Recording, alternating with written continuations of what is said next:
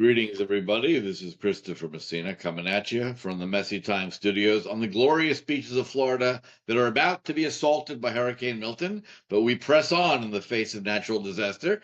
And today we're delighted on October 8th to have in the studios Masha Kleiner, who I met as a writer on Substack, writing Canadian Zionist Chronicles. Is that right?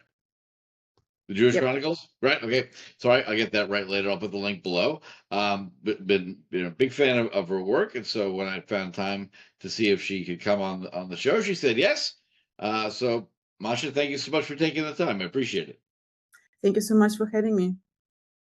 Kick us off. I mean, tell us, what you've been seeing since October 7th of last year, and kind of what inspired you to begin to expose kind of the sleazy undercurrent of Jew hatred happening in Canada, and just love your perspective. It's a very difficult date that we meet on because it's right the next day after October 7th. And as difficult as it was last year I was still under the illusion that it is a massive, horrendous, huge terrorist attack, but this is the act. But this is far away in Israel, and as much as I have family and friends there, that it won't come to my home. And very quickly, I realized that it would, because I live on the UBC campus in the neighborhood here. And it was only like 10 days afterwards when I saw crowds on campus chanting Intifada, Intifada. And that was probably like one of the central wake-up moments for me as a Canadian, because I lived through the second Intifada in Israel. I know very well what it is. And it doesn't seem like most Canadians still realize, and people play this double speak of this is uprising, this is just a chant, it doesn't really call for violence, which was obvious for me a year ago that it is not true, and more people begin to wake up to that reality today, but not enough. And we've seen specifically yesterday people celebrating in the center of Vancouver October 7th. They scheduled it a month. Yes, and they said we are all Hamas and Hezbollah, and we said death to Canada, death to the United States, and death to Israel. So almost like the Yemeni Houthis at this point, just to include Canada because they are local, and they burned the Canadian flag. I believe this was the first one for Vancouver specifically. I know we've seen it in the States a lot. It's going viral. I don't know if it's going to really change how Canadians feel, but this is the reality. In your opinion, why have the Canadian police not beaten their skulls in so they're lying in a coma and have to be dragged to a hospital? Why are they allowing this? Can you imagine celebrating at September 11th? It's insanity. Why are they allowing this in Canada, do you think?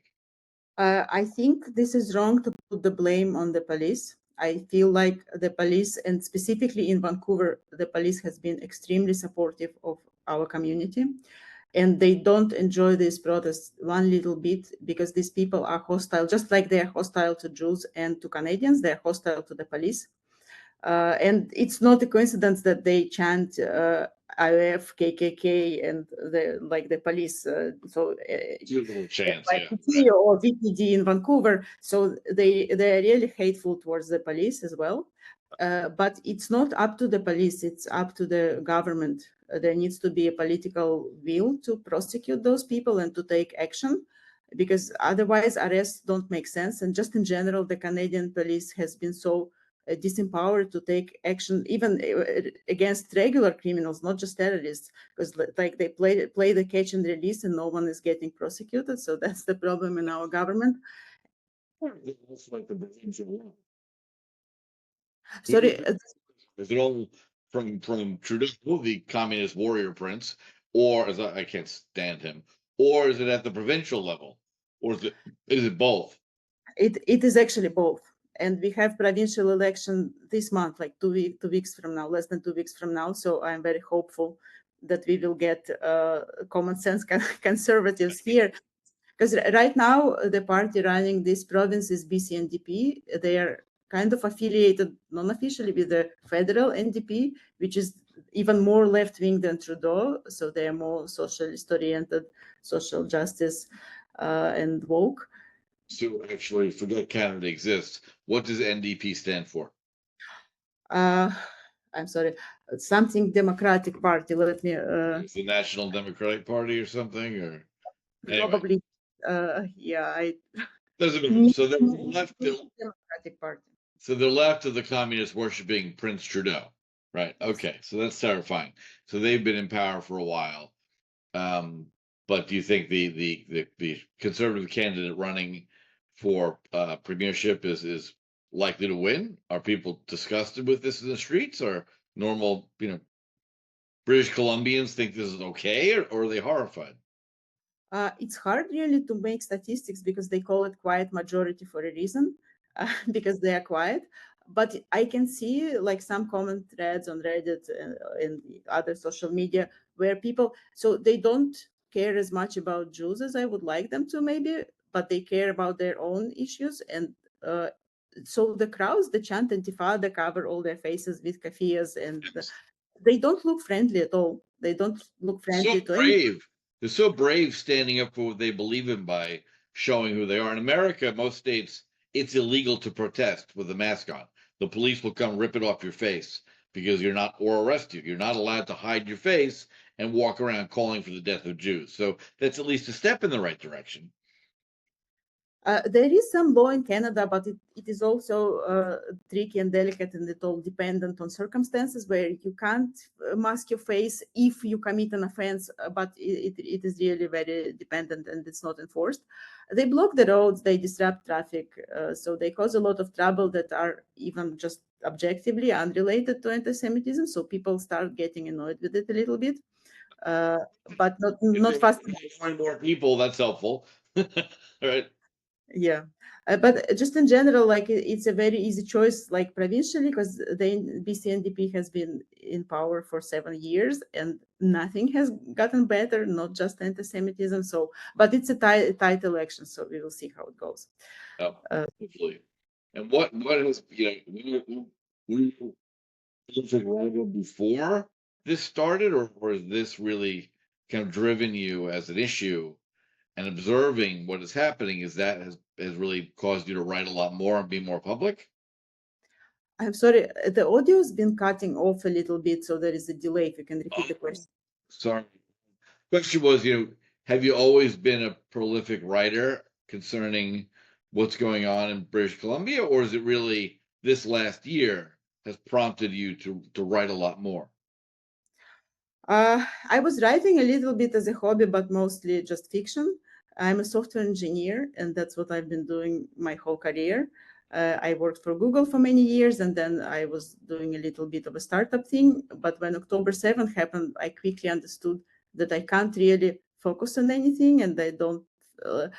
I hope I'm proven wrong, because I think many people around me even feel that I am maybe panicking too much, maybe I'm too paranoid. But I feel that we are living through a major emergency right now, and whatever. Who on earth could watch people marching in the streets of North America, calling for the death of Jews, and think you're overreacting? So I think in Canada they're being just generally a little bit more sneaky than in America. So they never said, at least I haven't heard them say death to Jews. They do this proxy propaganda where they are just against the Israeli government and they don't like Zionism. Not many people know what Zionism is. You don't need to convince me. I've been dying on this hill and arguing that there is no substantial difference with Because suddenly all these people are geopolitical experts who understand Hebrew and Arabic and all the nuances of the post-Ottoman Empire. Suddenly they're all experts about this. It's not about Jews. No. They like Jews just fine. Somehow Israel, not the Syrians that killed 400,000 Palestinians, not the Jew. You get it. You're with me. But so they're getting around this. They're getting around this by pretending that all of a sudden they have a deep concern for the Gazans, which they never did 366 days ago. Well, to be honest, they've been preparing for it for a long time. I've been just randomly going through my old photos, and I saw a Free Gaza graffiti from 2014 back in London. I didn't pay attention back then. Just for a long time, yeah, for sure. Yeah, but the organizer of this BDS and all the other movements, they've been working on it for many, many years, but they really got momentum going after October 7th. And they like to use the anti-Zionist Jews as their like poster boys, and there are some very outspoken here, some very famous figures, and other people are just buying into this because in some circles specifically, it's really hard to go against the tides. I have some friendly students I've been talking to, and they literally lost all their friends. And so unless you're Jewish, it's really hard to stand against it. It's easier to just follow your friends without really knowing things. Wow, I can see that. That's just absolutely terrifying. That, and I've had these discussions for years in America, having watched the deliberate infiltration of our universities with Marxists and Jew haters who go hand in hand at the same. But and I was that guy at parties that people kind of walked away from, right? Because there was a little. You asked me a question, I answered. They don't want to hear it.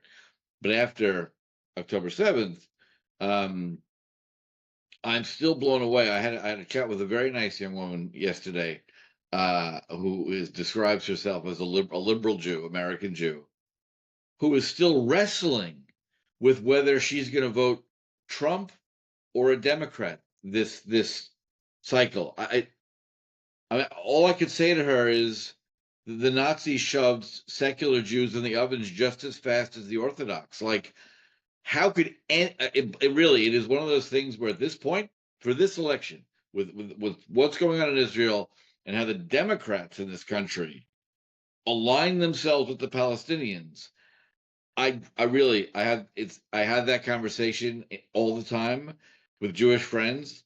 How are you even debating voting Democrat this time? How? And half of them are still, well, it's really hard. How is it hard?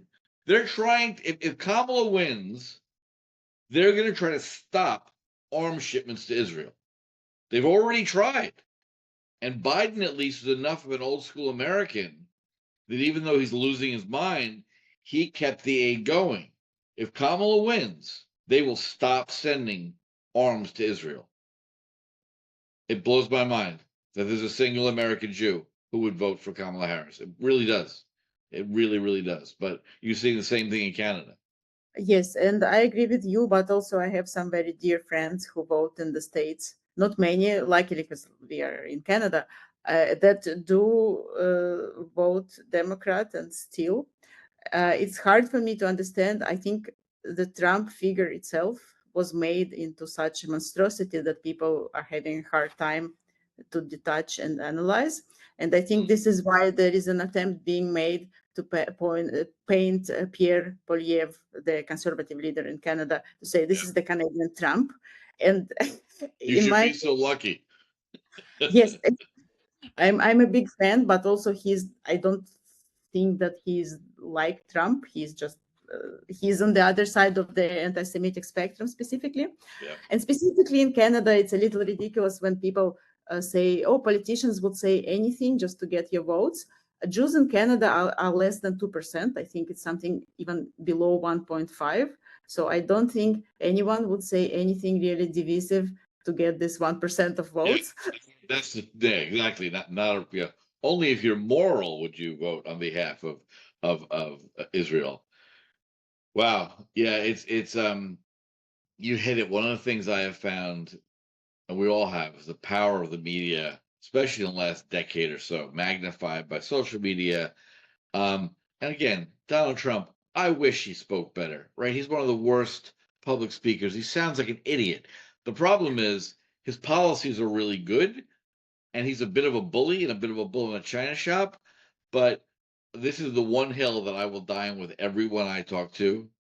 The stupidest lie the American media has spent the last 8 years saying is that Donald Trump is an anti-Semite. It's the stupidest thing I've ever heard. He worked in New York real estate his whole life, surrounded by Jews, and you can't find a single Jew in New York who will point to something he has done that is actually indicative of being anti-Semitic. They've just made this lie up, just completely and totally, like out of nowhere, and the Democrats believe it.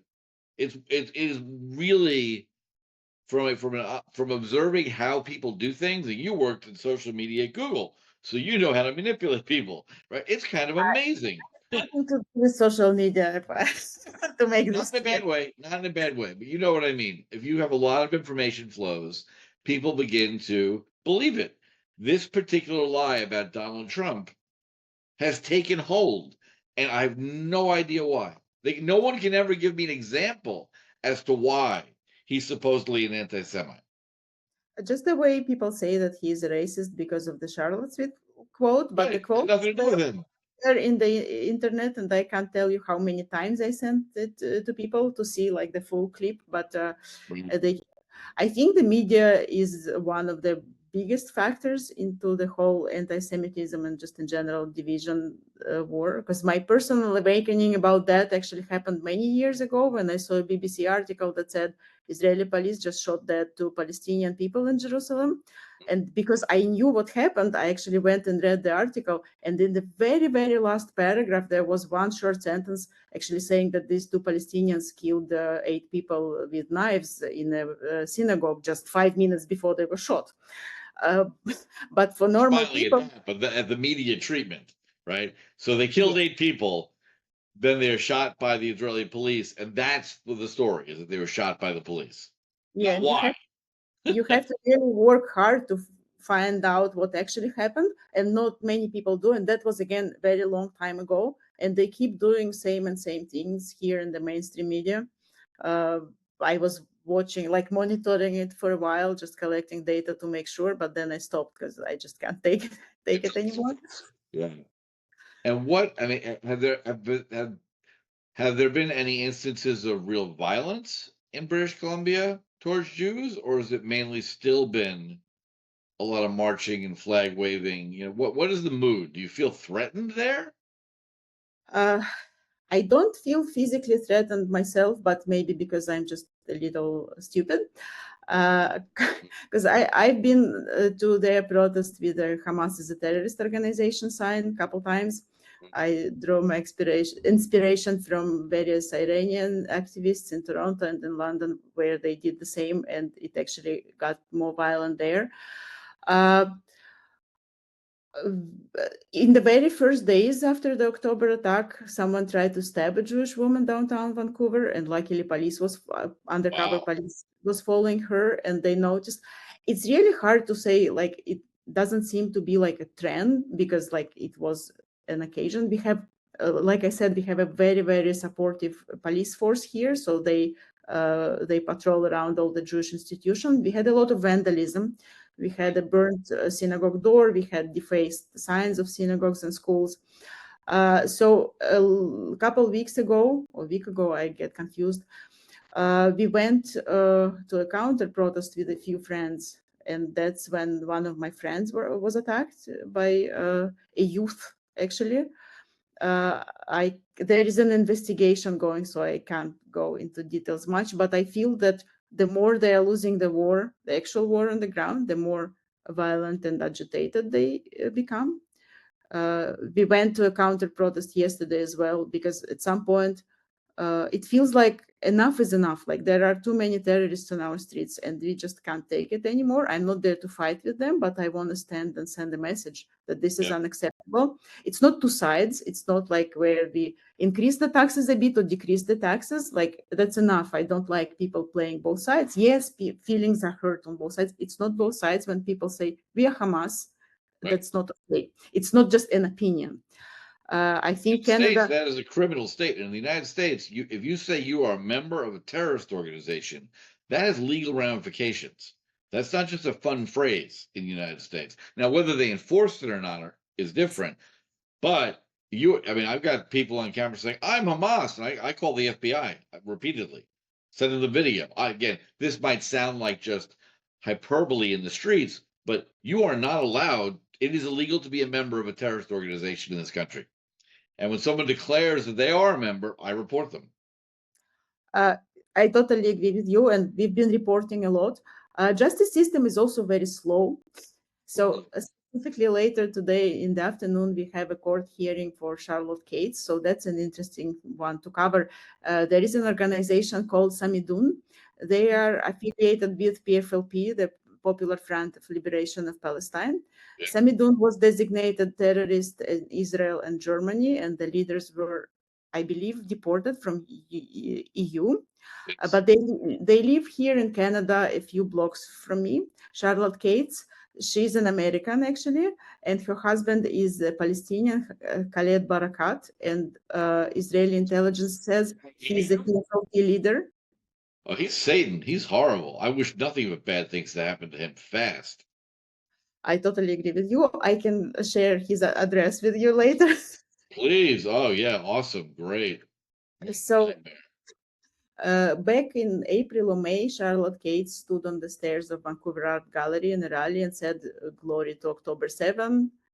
We praise October 7." So she was arrested shortly after that, and she's being charged. I don't know the details yet, but there is going to be a court hearing. But it took almost 5 months. And she's been saying it since, and her husband been saying it also. So maybe the justice system will catch up eventually, but it is just really slow, and the crowds keep getting more violent and hateful. That's a pity. Because I've seen a lot of I've spent some time in Vancouver. I love it, but I spent a lot more time in Toronto for work, and just watching these idiots blocking malls, cutting off streets, threatening people. It really, besides it being upsetting because it's threatening my family, my children. I'm just blown away, like at the different approaches. Like here in the States, the more traditionally Democrat liberal states can't seem to get a handle on this.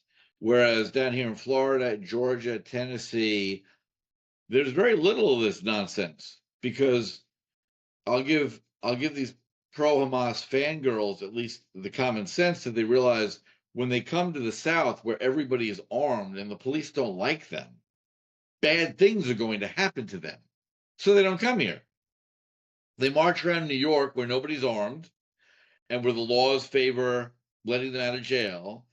But the few times they tried events like this in more rational states, first off, they get hurt very seriously, and then they go to jail for a while. So I don't know what it's going to take for northern states, Canadian provinces. I really don't know what it's going to take to change that policy. And as you say, it's got to be elections, at least for BC. The leadership has to change. We have a petition to ban Samidun in Canada. They have charitable status to make it even worse. Oh, so they don't pay taxes on the dollars that they take in to funnel to Palestine to kill Jews. That's great. And Charlotte Case just traveled to Iran and received an award for human rights activism from the Islamic regime. So she said there on television, and then they continue the propaganda. Keep that up. The IDF is getting really good at killing terrorists in the middle of Iran. She should keep that up. That'd be great. I second that. Yeah, for sure. So Samidun, just in general, they advocate for Palestinian prisoners, and so they advocate for actual murderers with blood on their hands. Yeah. There was one that died recently after spending 20 years in prison and getting education and getting married there. So eventually he died, Walid Daka, and he was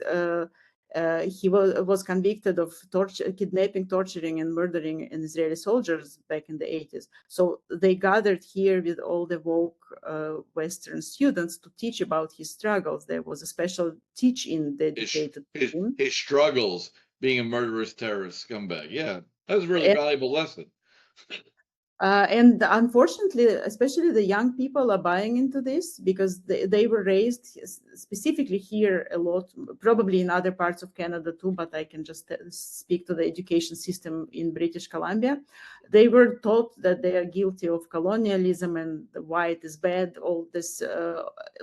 And as much as I agree that we need to acknowledge, for example, the injustices that have been done to the Indigenous people in Canada, and they have been done, but the people that were born like 10 years ago, 20 years ago, they don't need to bear. They've suffered nothing. And God bless. I love dealing with the First Nations in Canada. I'm in mining. There is nothing better than being a member of a First Nations tribe in Canada when it comes to getting royalty rights for doing nothing and sitting around and letting other people invest. So yeah, Well, there have been historical wrongs done, but they have been more than righted at this point. I think some people would disagree. I have a personal really good friend. So it's a tricky thing, and same for the Jews, for example. My family, a lot of my family died in the Holocaust. Personally, I didn't suffer, but I still carry the trauma. So I think it's Sure. legit to address and acknowledge that and be be respectful of that. But to put the guilt on the children is really It's unjust. ridiculous. And guilt is a very difficult feeling to carry through your life. Like it's something you want to get rid of, but you can't get rid of being white. So they kind of channel their guilt into hating the Canada, Yeah. hating Israel, hating Jews, and that's like the actionable, Oh, I get actionable. it. I grew up hearing this nonsense in America too, and it's ridiculous. First off, guilt is not hereditary. You're not guilty for what you didn't do. So whether your grandfather was an SS officer or a rabbi, neither the rabbi's merit nor the SS officer's guilt has anything to do with you, the grandchild. And I make that point constantly to younger people because this whole Marxist group guilt, group responsibility crap is how they have swayed the minds of all these stupid children who are out marching around as if the Fakistinians are legitimate. They have a legitimate grievance. 1947, they could have welcomed us back, right? They could have built a productive society. They chose to kill everybody. Well, you start a war and you lose. That's it. You lost. And they've kept it up ever since.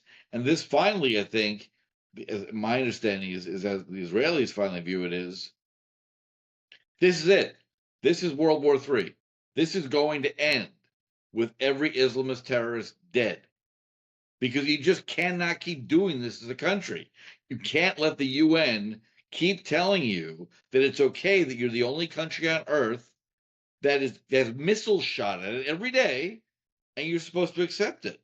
And watching the Western politicians lose their minds as Netanyahu stands in front of the UN and says basically "fuck you" and we're winning. It's one of the most magical times to be alive ever. I wish it weren't happening. I wish October 7th hadn't happened. But if October 7th had been the usual crap, dozen missiles, they kidnap a soldier, they maybe killed somebody, we'd be back in the same old crap. You can't invade a music festival and rape and murder unarmed people and get away with it. You don't get to do that. This ends, which I think is the only, as you say, as the war is going against the Islamists, their proxies on the streets in the West are growing more violent because they're losing. But what really scares me as well is that even say we win the war there, we are going to have to live with these people.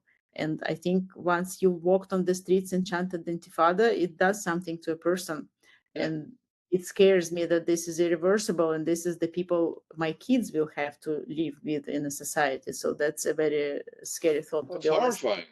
I don't know how we repair that. I hope and believe that we can win the war as Israel against armed people. Yep. Uh, but it's really scary what happens to people's brain.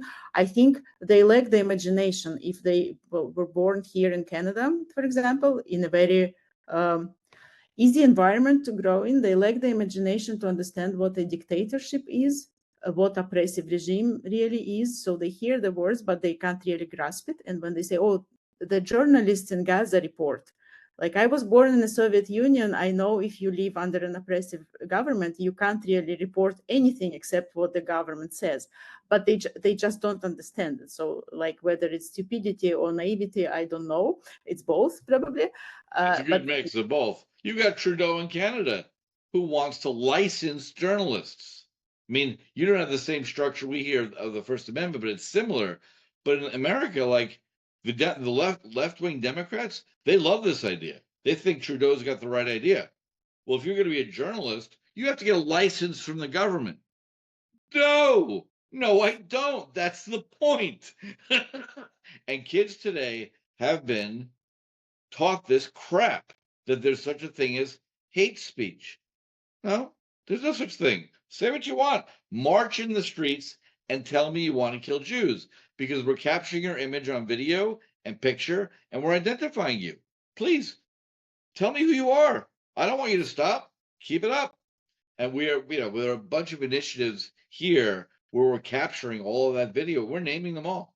And that effort is not going to stop. And the same thing is happening in Canada.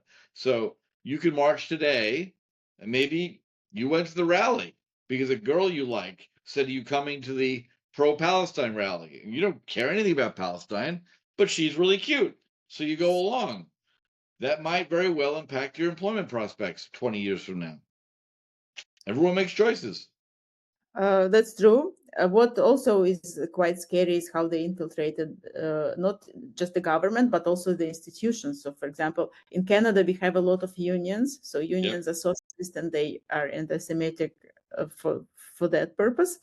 And just in general, looking back a little bit, there is so much of the Soviet propaganda narrative in all the slogans and the posters, even the imagery, that people don't realize because they haven't seen it. Sorry. Trigger you to see this after leaving your childhood, seeing the Soviet Union collapse, but the same thing is being done. Well, the same as my royalist Iranian friends here say, like, we escaped the Islamist regime and now it's coming here to haunt us and we don't want it. That's why we left. So yeah, that's really ironic in a sad way. I disrupted myself. So unions and like the Teachers Federation, and there are a lot of human rights organizations here that also are very much focused. They hijack the ecology and everyone joked about queers for Palestine, but the LGBTQ movements, somehow everyone is buying into this same pie. And they don't know what they're bringing upon themselves. But unfortunately, if they have to learn, then it's going to be in a very tragic way. And I don't wish for that to happen. Palestine is one of my most favorite things ever. It's like cows for hamburgers. Like it really blows my mind how stupid some of this generation can possibly be. Really,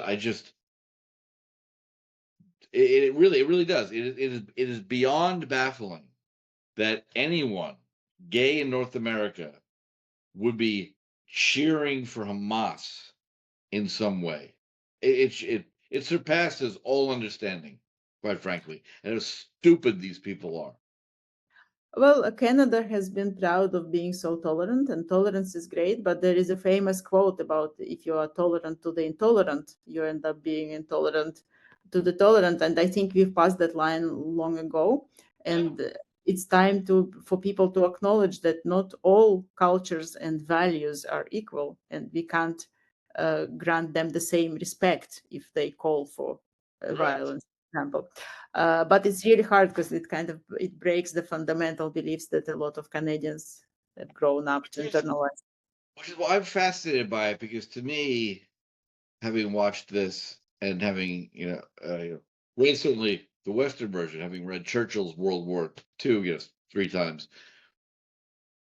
This to me is kind of we're in World War III in my opinion, and this is the stand of the Western civilization is going to stand up for our values or not, right? I mean, Lenin's great line, which I don't know in Russian, but what was it, that the bourgeoisie will sell us the rope with which we will hang them? Mm-hmm. Similar idea, right? If you're too stupid to understand that tolerating an Islamist dictatorship in waiting means the death of your society, wow, I can't help you with that. I just hope enough Westerners stand up and make the right decision and defend ourselves, because these are not tolerant people. I've got many Iranian friends who left in 1980, in 1978, 1979, and they would love to see the mullahs swinging from ropes in the middle of Tehran Square so they could go back home. Hopefully it happens. I mean, like in the very roots of it, maybe socialism had some good. ideas, intentions, like, okay, we don't want people to starve. Similarly with the DI initiatives in the very beginning, like in, okay, not very beginning, but some earlier stages. For example, as a woman software engineer, it was nice that no one can tell me, oh, women are stupid, so you can't be a software engineer. So I kind of enjoyed that, okay, Sure. we are more tolerant and we filter our speech a little bit, so it goes against freedom of speech, but it was kind of nice to be polite to people and not be mean. Yes. Uh, Which is a good but social value. You didn't need to be diverse to be polite to people.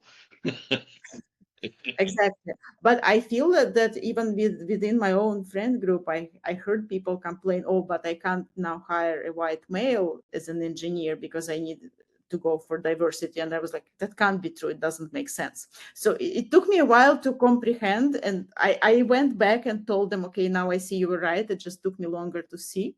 So everyone has their own moment when they discover it, and Yeah. so I guess we just need to keep talking and showing and explaining. And same with the anti-Semitism, because my very good and supportive friend, but who is not Jewish, she asked me back in January, I think, people keep saying anti-Semitism, anti-Semitism, and I don't know if the facts on the ground really show that, or is it just people are being emotional. And I said, all right, I will show you its facts on the ground. Yeah. She was really well intentioned. It wasn't a trick question. And that's how I started writing my digest for anti-Semitism in Canada. So it's a weekly Very digest. helpful because it gives a very excellent perspective. So well done. And even for me, because sometimes when I question myself, like maybe I'm overdoing it, maybe anti-Semitism isn't that bad. But that's how They're just I marching and calling to kill me. I mean, that's okay. Well, I already mentioned when I heard the first Intifada chant, I was so shocked that I ran to the police station right here on campus because I thought, like, okay, they just don't know, and now they will go and arrest everyone, like it's a state emergency. And they were like, yeah, this is a Marxist club. They existed for dozens of years here, and they chant all sorts of crap, and they just go and chant and walk away. These are students. So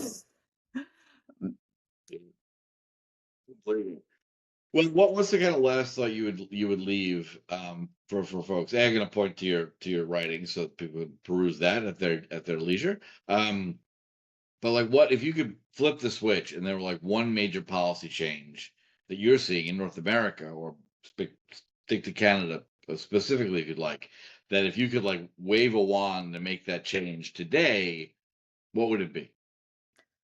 Uh, I don't think there is one change that will fix it all. I think it takes a lot of things. And as a software engineer, it's really hard for me because I love systemic solution, like to find an algorithm or some sort of approach that will fix it all. But actually, I think in this case, it's a combination of a lot of small things. And that's why, as an individual, sometimes I feel like, okay, I can't change anything. I'm just a private person. But then I go and say, okay, if every private person did at least something, it will kind of tip the scales a little bit, and that's what keeps me going.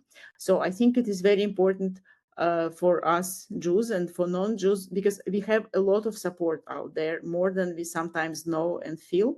And often I would meet random people on the streets, and they will, so if I walk with a flag or signs and stuff, and they would say, we want to support you, but we don't know how and where you are, so we need to be reaching out to people. So I'm more, because I'm totally grassroots, and Yep. I'm on the ground level. I feel like everyone should be direct. People shouldn't be involved in this double speak, two sides, and like we have to be really clear about what's right and what's wrong, and we need to speak up and we need to show up and not hide. It's really hard, and I understand that here I'm privileged because you asked me and I said it hasn't gotten physically violent in Vancouver significantly yet. It's a lot scarier in other places, I'm sure, but it's going to get worse if we don't push back. Oh, it's gonna get worse. Absolutely. Yeah. So Yeah. everyone should do their thing on every level. Excellent.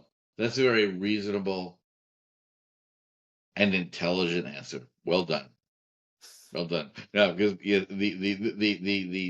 warmonger American, my change is that every police force will act the way Texas and Florida police act, which is if we've made Students for Justice in Palestine here is illegal. Semi-Dune, I think all those organizations are designated terrorist organizations. It is illegal. to represent them here on a campus, on a street, anywhere. And free speech is free speech, but you're not allowed to call for an incitement for violence. And the phrase "river to the sea" comes out of the Hamas charter and means murder Jews. So they're much more restricted here. And when they violate that, the penalties are swift and severe. You break enough skulls over time, only the diehards, the al-barakats, keep going. Everyone else realizes there are ramifications. I don't have any illusion after thousands of years that we're going to root out the evil of Jew hatred from Western civilization. I've got no illusion about that. And I've written about it on my Substack a lot. That I realized I get pestered a lot by people. And I wrote that essay saying, I'm not here to debate Jew haters. I'm not, life is too short. I'm writing about what's happening. And they always, kind of try to argue with me. I'm not here to debate with some idiot who's never left his basement in Ohio and is going to tell me about the reality in Israel after I've lived and worked in the region, studied Arabic, studied Islamic history. Like, I don't need to hear from you, you idiot. I don't care what you think at all. And I think I say that because Jews are predisposed to believe that greater education means greater truth. But history has shown us evil is evil, educated or not. Some of the Nazi generals spoke 4 languages and had double PhDs. They weren't stupid. They didn't need education. They're very educated. And they were absolutely convinced that exterminating Jews was the best thing for German civilization. So, it's just one of those topics I bring up a lot when I speak to people, because we're predisposed to believe that education in and of itself is useful. I sadly see no evidence of it. So for those who want to learn and hear about facts, yes. For those who are committed to hating us, as long as you shut up and don't attack my children, I don't care what you do with your life. I agree. Yeah, education is tricky. I hope scientists discover there must be some gene or something that is responsible for people from very similar backgrounds, and one is buying into propaganda and another somehow has the intuition and the natural pushback against it. I've Yep. seen that a lot also with Russian propaganda, for example. There is a huge propaganda wave, and it's here too. Actually, I've been seeing it from about on the pro-Ukrainian mostly posts, so it appears a lot. And it's very strong, and some very educated and supposedly smart people buy into that, and similar with the pro-Palestinian, because some of them are very well spoken and smart and educated, supposedly. But we have to accept that some people are just evil, I guess, and they do it for a purpose and they use their talents for that, which is scary. So yeah, education is not a solution, but education is a good thing just in general, I think. In general, I'd rather provide facts on the ground. But Masha, I thank you so much for your time. I appreciate you coming on. If anything occurs to you later that you desperately want people to hear, love to have you back. And I hope that the coming election in BC helps and put someone better in power. And just in general, I hope pushing back on these people, eventually they'll get tired. And when they just lose definitively, when the war ends definitively, they're going to run out of a lot of steam. There's only so much you can march around the streets waving Hezbollah flags. So hopefully the police crack down on them hard enough and the facts on the ground make it, go away. But until then, be safe. Thank you so much for having me. But I'm just real high. Hi. Cheers. Thank you.